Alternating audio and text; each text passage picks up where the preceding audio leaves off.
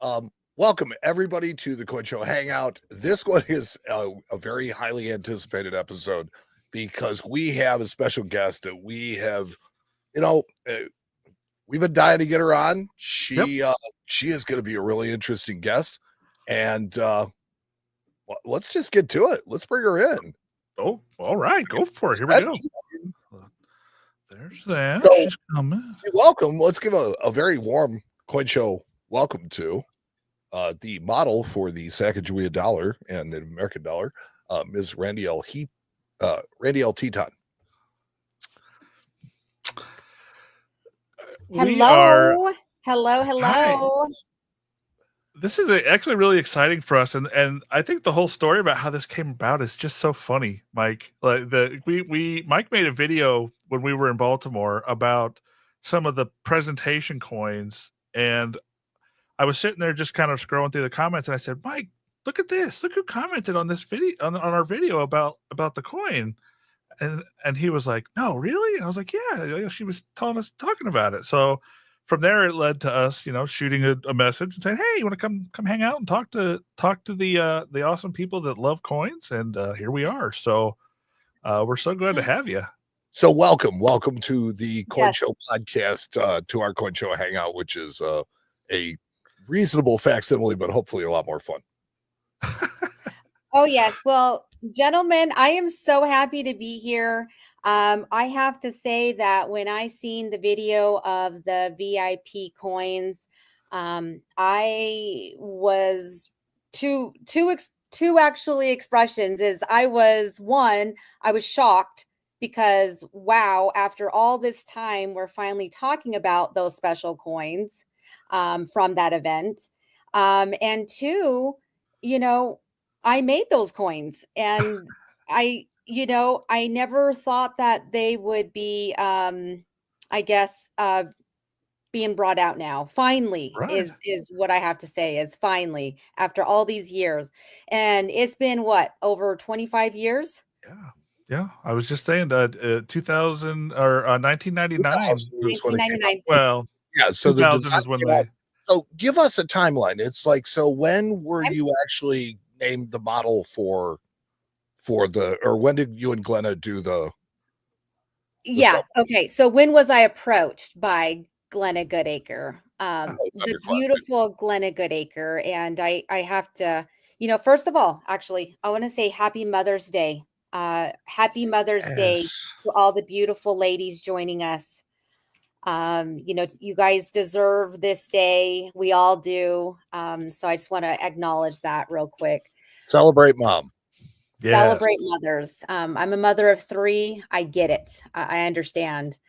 Okay, let's go back down the lovely timeline here.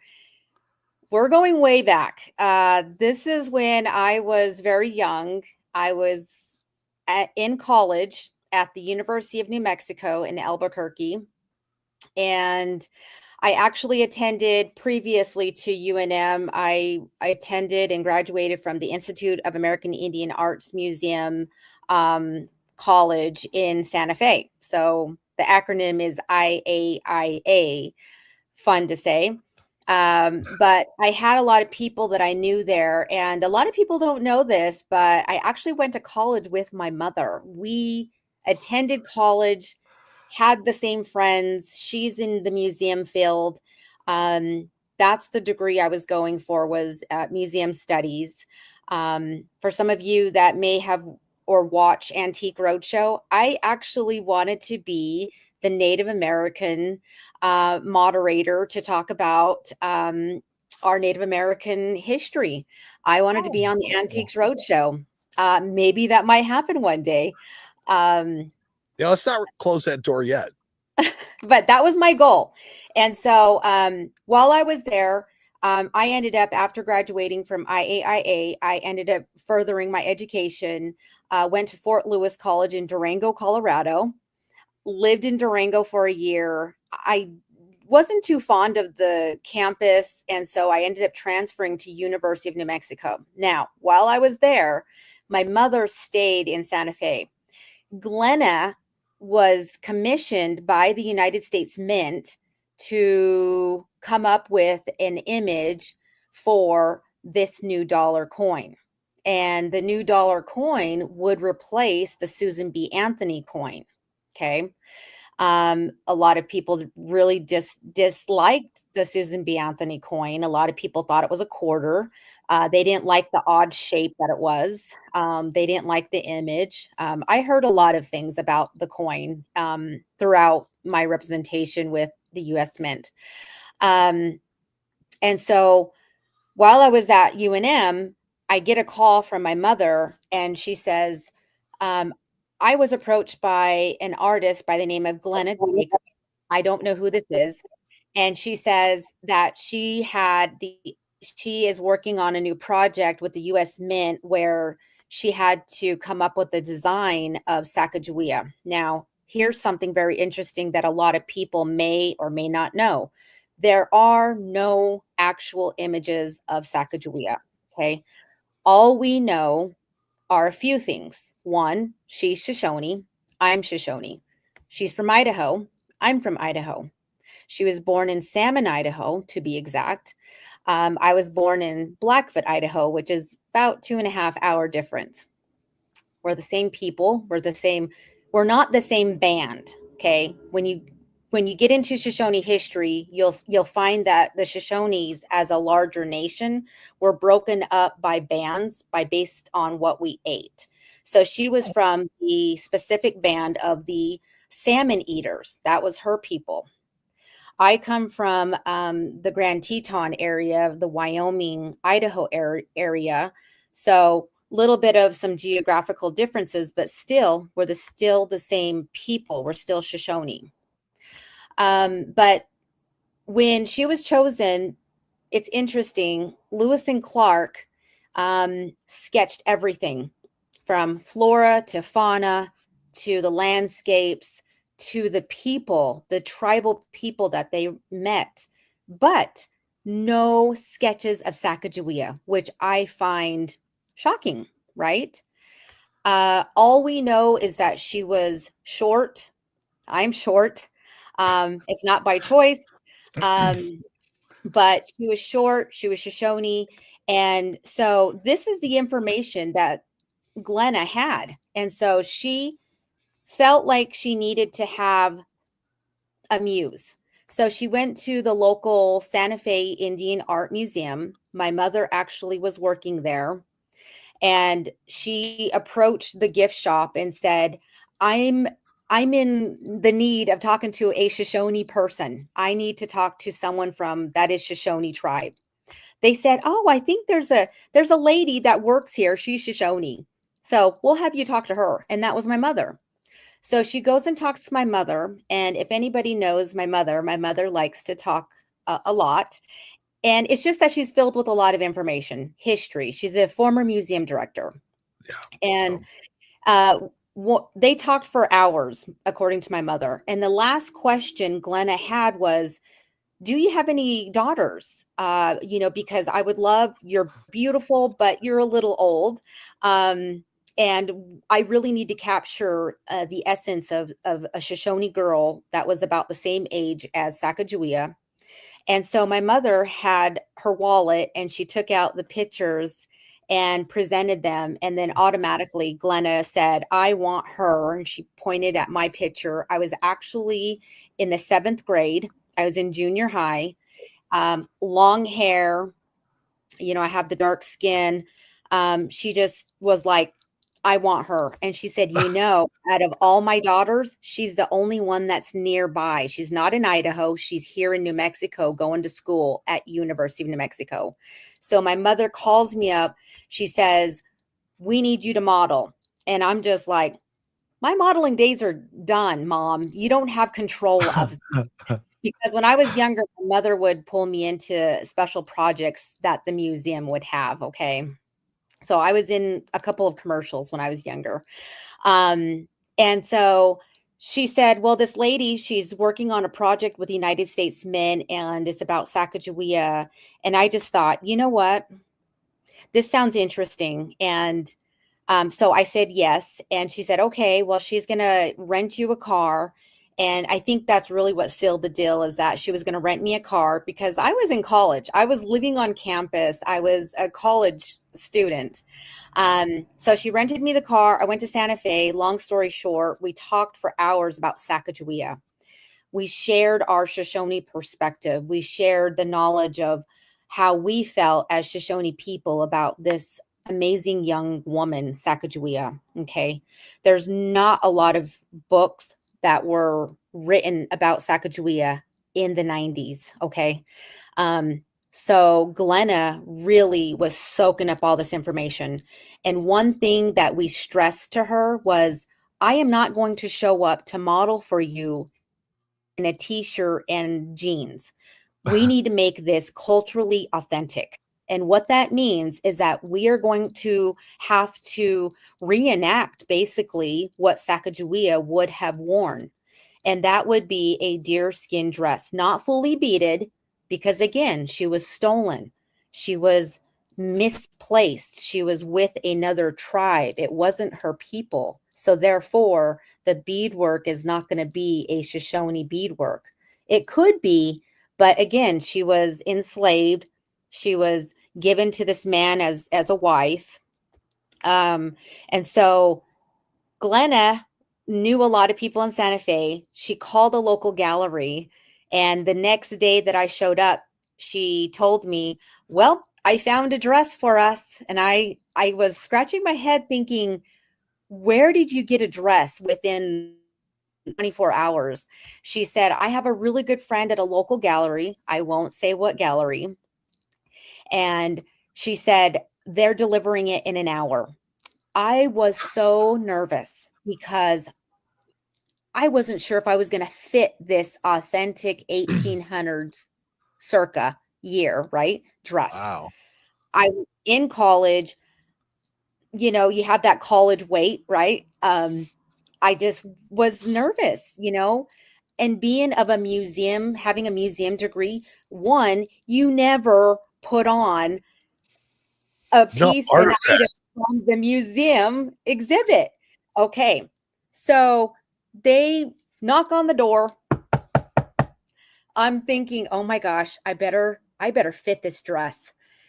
And they deliver it in a black trash bag. And nice. I was appalled. I was like, a black trash bag. Oh my goodness. So they go, they deliver it. Glenna comes over. She hands it to me. I felt just shaky. I'm like, oh, I better fit this dress. Go into the bathroom. I undo it and it's beautiful. And I put it on and it fit perfectly. And Wow. I'm 5'1". I'm short. And it fit me like it was made for me. And right there, I felt, this feels right. I feel like this is going to be a good day. I'm going to kick some butt and I'm going to model the best I can, whatever that definition of modeling is, right? Sure. And we did it. We did it all in one day. We took pictures. It was very interesting because I kind of got a little teary-eyed because I'm like, I studied Sacagawea when I was in 4th grade. You know, I grew up kind of knowing about her, but not really. And so it was interesting how I just felt like that moment was a moment that I will never forget. And I did not think that we would actually get to where we're at today, where this beautiful coin and having my likeness. Now, everybody, this is my likeness. This is not Randy L. Teton. This is Sacagawea. What we feel Sacagawea may have looked like based upon my characteristics. I can tell you the cheekbones, those are mine. The jawline, those are mine. The forehead is mine. But she had to change the eyes, she had to change the nose, and she had to change the lips. And she had to add a little bit of a fat crease on the neck, which I said, why did you add a fat crease? And Glenna, she laughed. She goes, well, she just had a baby. I said, but she was starving. They were all starving. I mean, honestly, women in that era, everybody was on a limited diet, you know. Right. It was so yeah. So that's the story of how I met Glenna and how history started. This was back in 1998. I was gonna say, yeah, Okay. this is probably several years before the whole It coin was. became Yes, you about. have the models that have to come out, and then they have to do all the, the coin the patterns and things like that. So it's at least a year and a half of lead Yeah. time. It was, and I was told that she could not show me the photos from that modeling day. So I did not see anything for an entire year. And when I got a call from Philip Dill, the former US Mint director, he actually called. I missed his call. He left me a voicemail, and I wish I had that voicemail saved.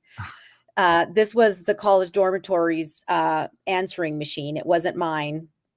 And this was during the time where if you needed to use the computer, you had to go to the computer lab. We did not have the fancy iPhones and iPads.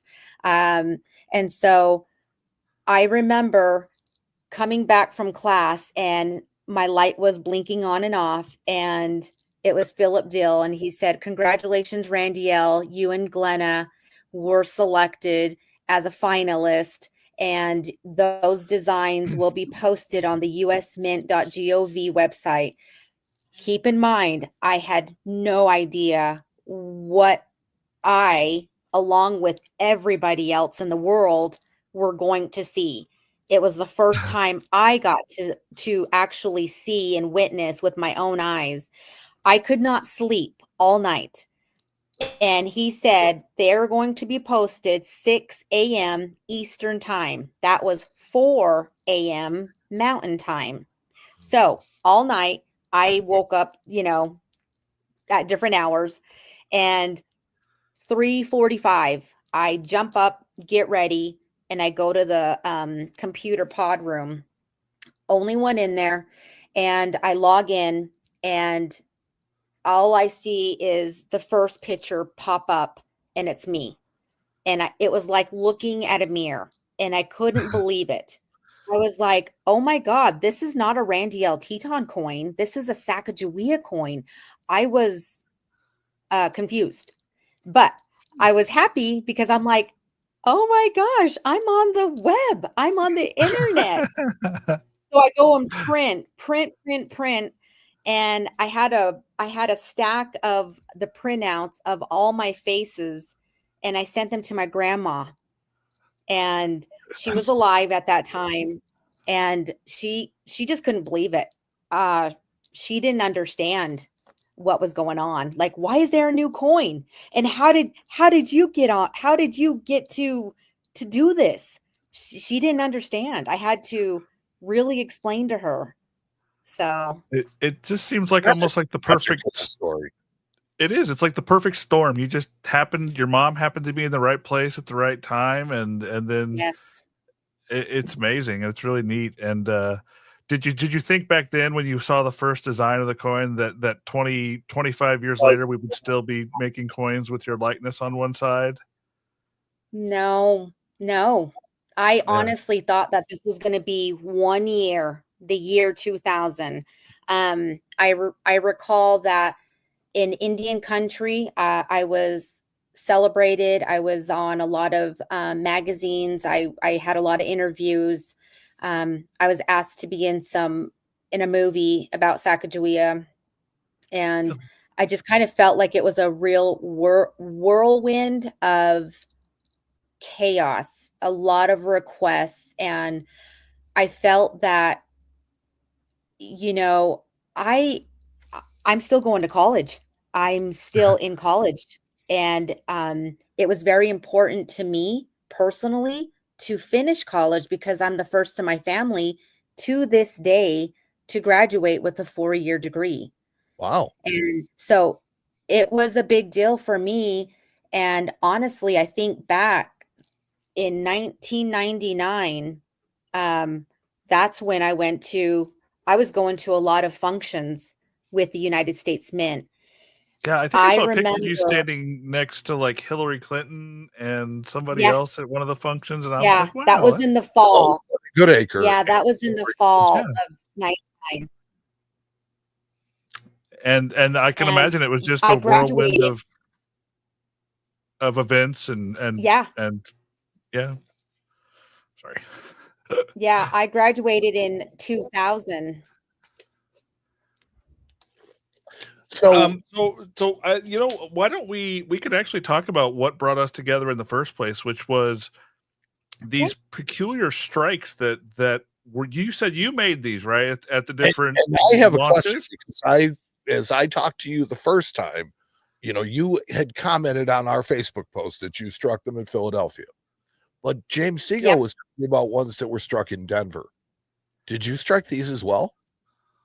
No, I did not. I did not know of the Denver event. I was very involved with the Philadelphia Mint.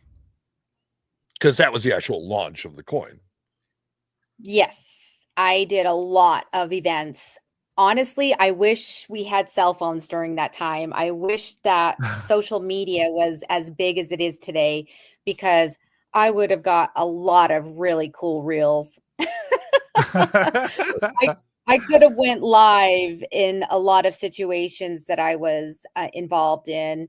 I'm very fortunate to have, you know, met Hillary, had some time with her, and all the moments of just being with amazing people at the Mint.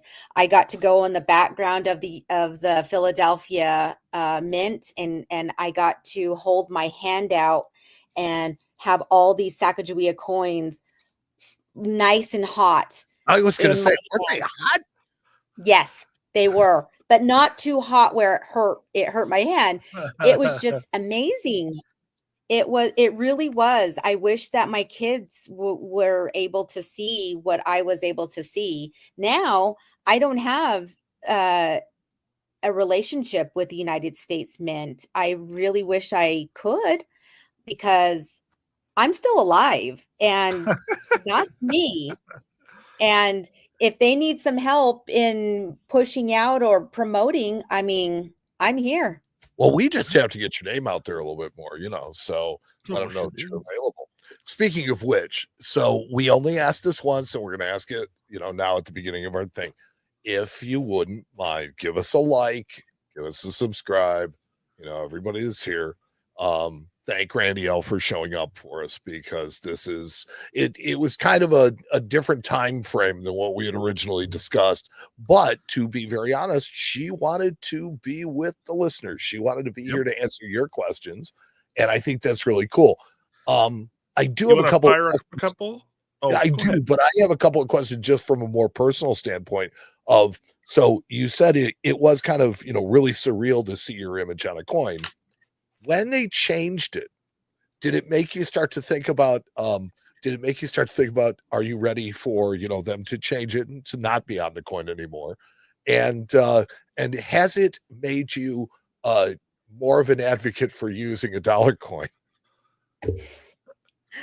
Yes, yes. I actually, this is interesting. I was asked to be part of a campaign to get rid of the dollar bill. And I said no, no. I love the dollar bill. I love the dollar coin. Why can't we have both? That's And right. so there's a reason, you know, we have this beautiful dollar coin. Not only is it currency, but it's a way to honor our Native American people.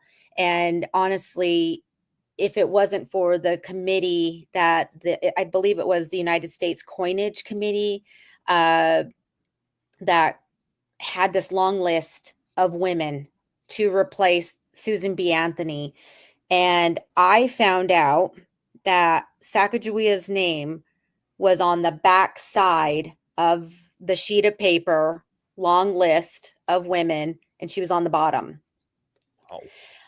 I am very thankful that she won, because it really did open the door for really giving more of her story of her involvement with the very important Lewis and Clark Corps of Expedition and her involvement of what she stood for during that time. I mean, I tell kids, think about having a 2-year camping trip. That's exactly what this was. Sacagawea was the mother, the sister, the wife to, making sure everybody was good. She helped them understand what plants, what trees, what things to do, the do's and the don'ts of the forest. She was a big part of, natural resource management. She understood the landscape. She knew the trails. She knew where to go. Survival. All the survival skills. She had it. And she was only 13 and a half, 14. So if you can imagine having a daughter that young, I can't imagine being that young and having so much responsibility. So she deserves to be on this coin. Her story, is so important to me to share that story for all people. She is an amazing young lady. And little Jean Baptiste, he was the baby that kept happiness. He was the spirit that really carried everybody for happiness because he was such a sweetheart. His story needs to be told. I think that needs to be researched more. I think there needs to be a book about Jean Baptiste. Mm-hmm. Now, I would like to tell everybody is that after the Lewis and Clark expedition, Sacagawea and her husband decided to allow Lewis and Clark to adopt little Jean Baptiste, and he moved to St. Louis, and then he ended up going to school in Europe, where he learned different languages, German, Spanish. He already knew French from his father. He knew Shoshone from his mother. He understood English. So he was very smart, book smart. And after school, he returned back to the United States to find his mother and his father. His father ended up returning back and going back to his other wife, who was Shoshone. Her name was Otter Woman. So Sacagawea left her husband, and she ended up going and finding family, but found out that when she returned back to Salmon, Idaho, that her people were actually forced. They were removed from Salmon and forced to move to Fort Hall, the Fort Hall reservation where I'm from. And so all of us were placed on this reservation. And she ended up going to live with her nephew, who was her brother's son. His name is Basil. Basil ended up marrying a Eastern Shoshone from Wyoming, and that's why Sacagawea ended up in Wyoming, where she is buried. And there is a cemetery called the Sacagawea Cemetery. And I go there almost every year, and I pay my respects, and I leave her a coin. And if you ever go there, if any of you ever go there, it's such a beautiful cemetery. And yeah, I mean, and Basil is right by her. He's buried by her, and then his family. It's beautiful. Wow. That's amazing. The stories that you have, this is amazing. I can go on, and this is why I share our Shoshone perspective. Nobody knows this. Historians never thought to talk to us and get these stories, so I'm doing it.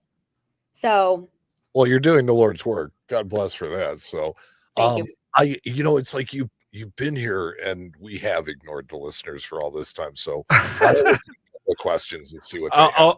Sure, I got a couple ready to go here. Paula asked us, can you ask her if she's ever received any of the special strike coins, the VIP, the Good Acre, or the Cheerios coin? Okay, repeat that. So she asked if you have received any of the special strike coins, either the VIP coins or the Good Acre coins or the Cheerios coins. I know. Reaching for something.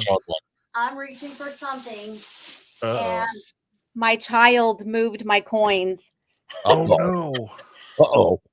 Okay, so yes, I do have the special strike coins. And my family has the special strike coins. My grandmother, this was her first time in an airplane. She was so scared that my brother had to be with her on the plane and hold her hand. She got special strike coins. My whole family got special strike coins. So we all have them. That's great. That's awesome. And they even sent each family member a letter with their name saying, "Dear, John Smith, here are your special coins." So there is an official White House Philadelphia Mint letter with That's each pretty of these. cool. Now, I do, and yes, I do have a Goodacre presentation coin signed by Glenna. Of course. Now, I do not have the Cheerios. I am looking for it. I would like to add that to my collection, but I do not have that one. And it's funny, we were talking to, was it John Krelovich who mentioned that he had met you at one of the summer seminars of the ANA, and you attended the summer seminar in a class of his. Let's see. Yeah, I ended up doing an internship at the Money Museum in Colorado Springs, Colorado. And I also attended a lot of ANA coin shows. So I'm not sure what year that was. But that's yeah. that was just an interesting that's where he ran into you out of all the different places that you had appeared over this release, that it was at the summer seminar. Yeah. Let's see. Paul had another question. She asked you. Oh, I'm sorry. Go ahead. No, it's like we're stepping on each other tonight, buddy. Well, I'm trying to get the listeners' questions in there, friend. I know. Go ahead. No, go ahead. You got it up. Well, I was going to say, Paula had another question. She asked, do the photos still exist from the photo shoot? Yes. Oh, that's cool. I would like to just let everybody know that I am seeking a publishing company to do a memoir that would include these special photos. Sure. It's a copy that was given to me by Glenna Goodacre. And when she gave them to me, she said, "I wasn't supposed to keep these photos, but I know how important it was for us because we shared so much information that day." Sure. And emotions. Okay. Because as I was mentioning, it was a historical time for me to be like, wow, I'm actually modeling for Sacagawea. So it was a special time. And she gave me copies of those photos. I have them. She did tell me that the U.S. Mint had strict guidelines that all of the material that was used on the coin project were the property of the United States Mint. Okay. Well, they have them. The U.S. Mint has everything that probably I have, which is really cool because nobody else does. Yeah. Glenna's gone. She isn't here with us no more. So everything that she gave to me with her signature, she even painted a little picture of me that she made for me for Christmas. What a wonderful, beautiful artist she was. I mean, she really was. I mean, I just thought she was a sculptor. And I was just going to ask if you kept in touch with Glenna, until she passed. A little. There were some things that kind of put a wall between us because there were other things that she created after the Sacagawea Dollar came out in 2000. She made statues, she made other things. I was unaware of that. But that's a whole nother show. So we can go to a next question. Yes.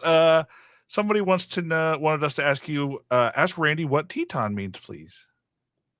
It's French, and it was a name given to my ancestors. And it's because we resided at Jenny's Lake in Jackson Hole, where present day Jackson Hole, Wyoming is. So on my father's side, we are from the Wyoming area, and we were there living and doing what we do.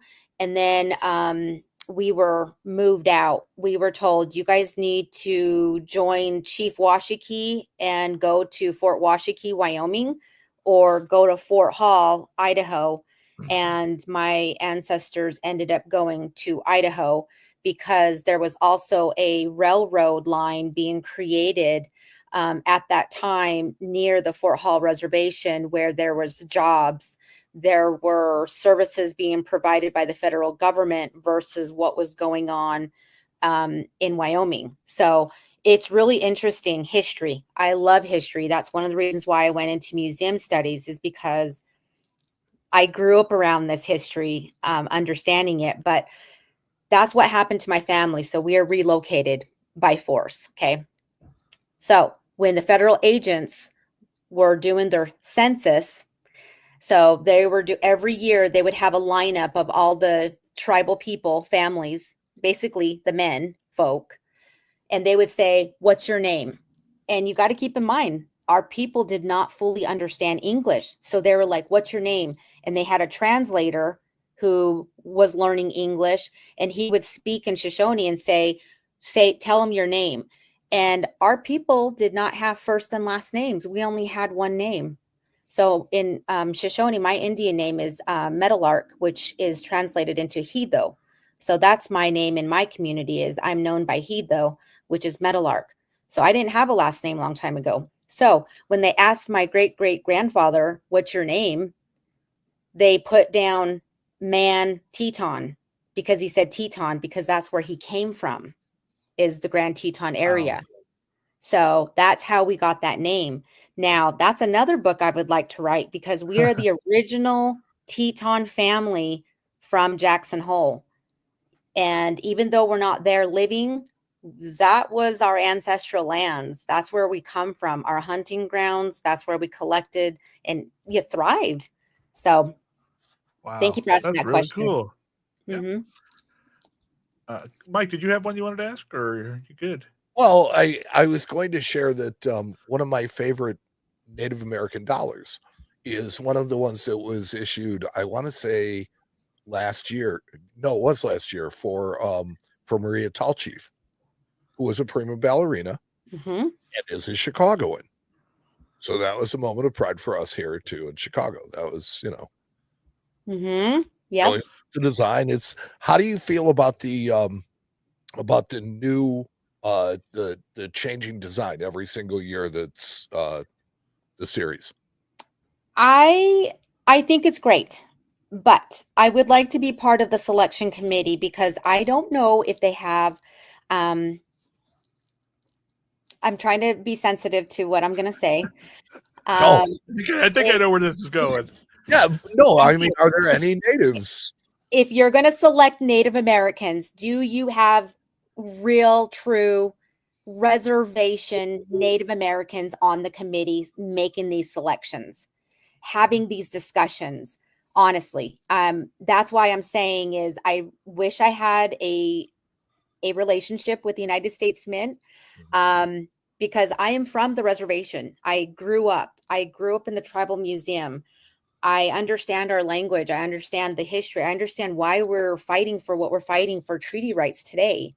You need to have someone that has grown up in that environment, but yet peaceful about it and positive. Right. And, so I question, how are they coming up with these selections? Yeah, if you truly want to honor people, let's try not to be tone deaf about it. And Correct. I think that the best example of it is the British Columbian silver dollar from Canada, which shows what happens when people that don't know what they're doing Yeah. putting native, icons onto coins. Yes. So it's really, really important. I like this one. Carrie says, hopefully not a stupid question. Are there any other living models for any U.S. coins? Nope. On U.S. coins, no. On Canadian coins, yes. But Not on United States coins. And if there is, then I would like to meet them. No, you're the only Although one. No, you are it. I heard a couple years ago that the girl who did the Walking Liberty, her legs, the model for the legs, she was an elderly, and we were both supposed to be at a major coin collection or major coin collector conference, and she passed away. Oh, And I was so excited to meet her and be able to talk to her because she would understand. Now she was, I mean, that was the last design of Liberty before, yes. yeah. So I don't have anybody to say, hey, did you go to that coin show and did they get your face right? I don't have anyone to talk. I don't have no BFF to talk to. This is a lonely thing. But I do see a couple of comments here, and I just want to say that, yes, I do collect coins. Yes, this experience with the United States Mint and just understanding coin history has sparked a lot of interest for my kids. I will tell you, I have literally a cedar trunk full of coins. Oh my goodness. We will go through it, me and my kids, maybe twice a year. I think we need to actually get into it and look at coins. But I like to kind of air them out. I like to talk to them about, hey, this coin was given to me by, or Glenna gave me this coin, and this is what this means. I have a waffle Sacagawea dollar coin, and they were like, Mom, what's the big deal about the waffle? I was like, ooh, the waffle is like awesome. And so, yes, I feel that my kids also have carry that interest and that knowledge, and hopefully they're going to carry that on to their children. Do they walk around with a pocket full of Sacagawea dollars and give their friends mom coins? Like, nope. My mom's got a coin, and no, they don't do that because my kids do that. I have to share this because my oldest son, his name is Kumia, which in our language means cloud. So Kumia, when he was in the first or second grade, I got invited to his class for Native American History Month, which is every November. And I remember I told the classroom that, you see this picture on the coin? I said, that's Kumia. And they were like, oh, Kumia, you didn't tell us you were famous. Oh, he was the most popular kid. Oh my God. Yeah. And then when I had my second son, I kind of said the same thing in his classroom. And then he came home and my boys were like, Mom, you said that I was. That's awesome. That is a great story. So, oh my gosh, that's funny. See, Sunhead asks, I think that the Buffalo nickel is the most beautiful Native American coin. Do you have a favorite Native American coin? Obviously, I mean, I'm pretty sure I know the answer to this already, but I figured I would just go ahead and relay the question. No, I don't. I wouldn't say I have a favorite. I would say that, of course, the Sacagawea is my favorite. But I do love the Buffalo coin, and it's because the Buffalo represents substance for our people. Life. It also represents the ceremonial life that we have. I mean, we really honor the buffalo for everything that it does for us to protect us. And so I actually got to, well, let's see, I don't know how to explain this, being sensitive to some of our listeners, but we will do a ceremonial buffalo hunt annually. And my father was selected by our tribe. They do a selection of a youth and an elder and a veteran. And so my dad was given the one of the elders hunting tags, and he went and shot one. And I'm his oldest. Technically, it would be the son of the man that would actually do the first cut.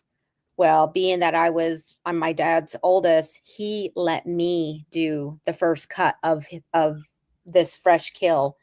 And I remember the buffalo was on his back, and we prayed for it, because again, we offer that thank for his life. So it's not like we're just going in there and just cutting him up and disregarding that spirit. We take care of the spirit first and all that. So I got to cut, and I went through probably 6 knives. So I was cutting it, and it went just like this. And then I had to switch out knives and go down again. It was such a beautiful experience. And then we were all able to drink the blood of his heart, which is a sacred opportunity to connect with the buffalo. So when I look at the buffalo nickel, that's what I think about. I think about my experiences as a Native American woman and how we connect to the buffalo spirit. So, wow. Yeah, that's amazing. Oh, this is fun. I'm having such a great time learning. I'm learning so much. Yes. Best guest ever. Thank you. I'm having fun too. Well, we're glad for that. It was really kind of a stretch. We don't normally have a lot of guests in the hangouts. It's normally it just kind of hang out and ask questions and do that. But I mean, geez, this has been so much fun. I have to share this, and I'm not sure if we can see this. Yeah. That is beaded. Really? Look at the detail. All small beads. Wow. And I've been gifted over the years beautiful beadwork, beaded medallions. This one's made out of quill, out of porcupine. Wow. Oops. Yeah, the camera doesn't like it. Yeah. But wow. Yeah. So, and then I was actually, after the coin came out, I returned home in 2002, and I ran for Miss Shoshone Bannock. And let me see if it will like it there. Oh, yeah. And my aunt beaded that coin in my crown. This is all beaded. That's awesome. So I've had a lot of amazing experiences, and I honestly believe it's about being humble, and it's an honoring experience. Sometimes I have to pinch myself and remember, that's me on the coin.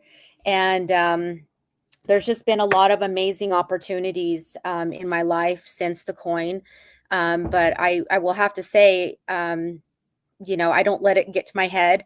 I know a couple of people say, "Oh, she's just big-headed," and they don't really know me, because anybody I haven't found that to be the case at all. Yeah, anyone that knows me in my community, I'm very active in our culture.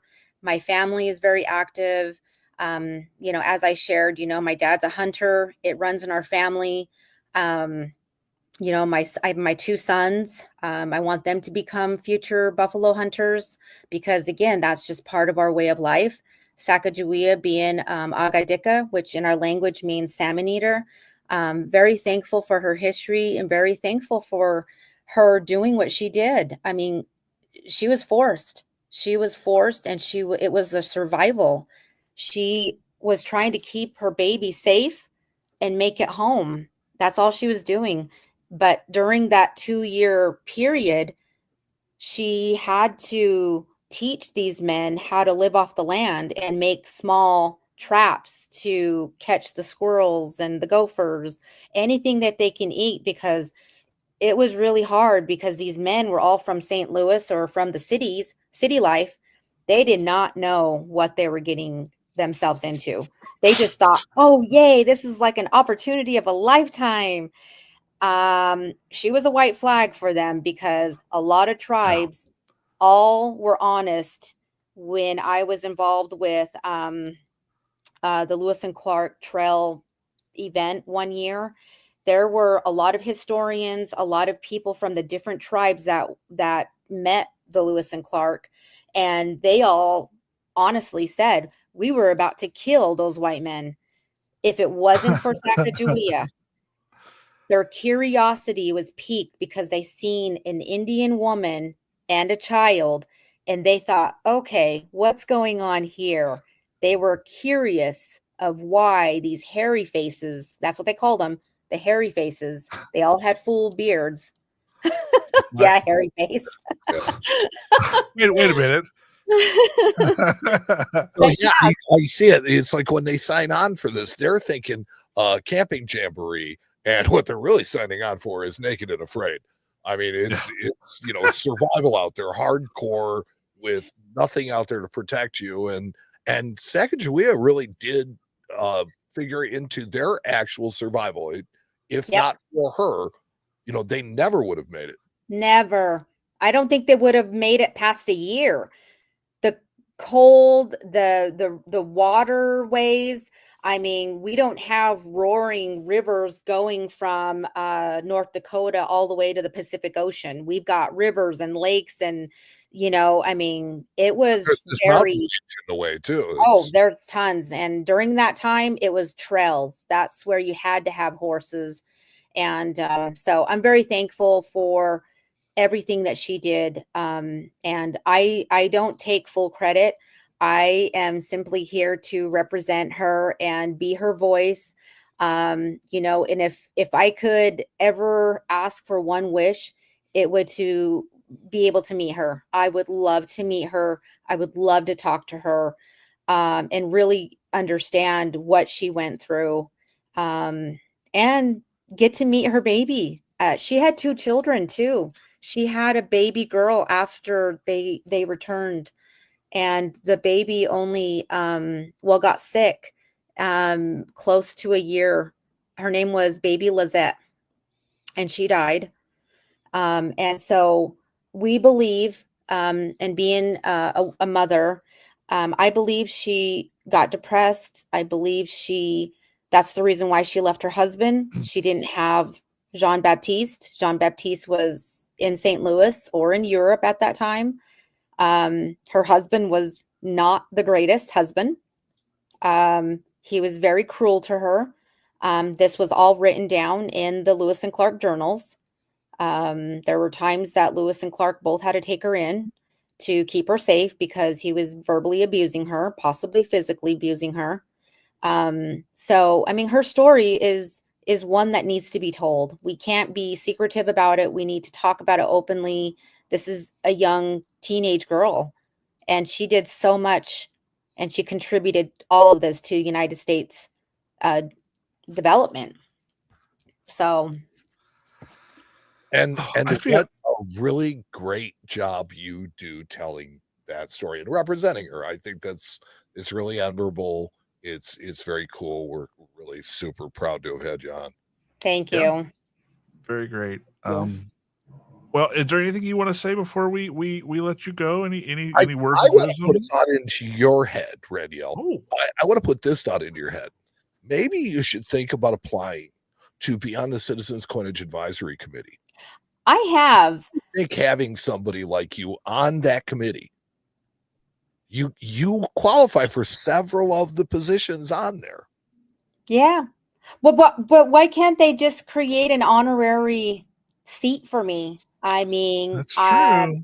I mean, honestly, no reason why not. I spent 2 years with the U.S. Mint. Come to Muhammad, maybe you go to the mountain. But yes, it's like it has been fascinating having you on, and it's like honestly, an hour was not enough, and I mean, we would love to have you on here any time. And maybe we can like run into you at a show or something like that and pop up and do something where we get a chance to meet in person. But I mean, just absolutely, I swear to God, best guest ever. Thank you. Thank you. This was fun.